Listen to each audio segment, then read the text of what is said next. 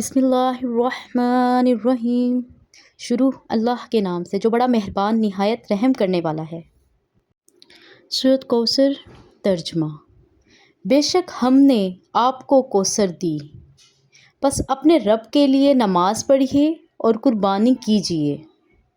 بے شک آپ کا دشمن ہی بے نام و نشان ہے۔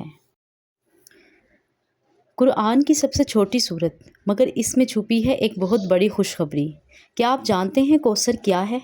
مختصر تفسیر: یہ سورت نبی کریم صلی اللہ علیہ وآلہ وسلم کو تسلی دینے کے لیے نازل ہوئی، جب کفار مکہ آپ صلی اللہ علیہ وآلہ وسلم کو طعنے دیتے تھے اور کہتے تھے کہ آپ کی کوئی نسل نہیں چلے گی۔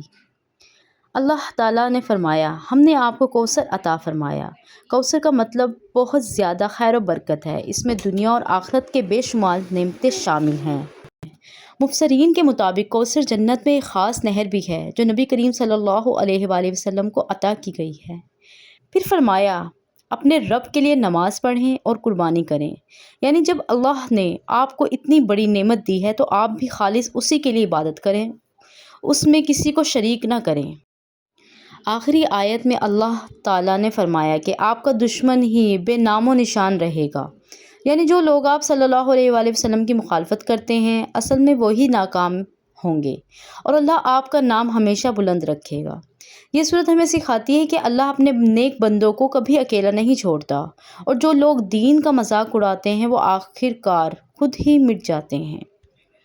حدیث: نبی کریم صلی اللہ علیہ وآلہ وسلم نے فرمایا، کوثر جنت میں ایک نہر ہے جو مجھے میرے رب نے عطا فرمائی ہے۔ اس کا پانی دودھ سے زیادہ سفید اور شہد سے زیادہ میٹھا ہے۔ حوالہ صحیح بخاری، حدیث نمبر 6581۔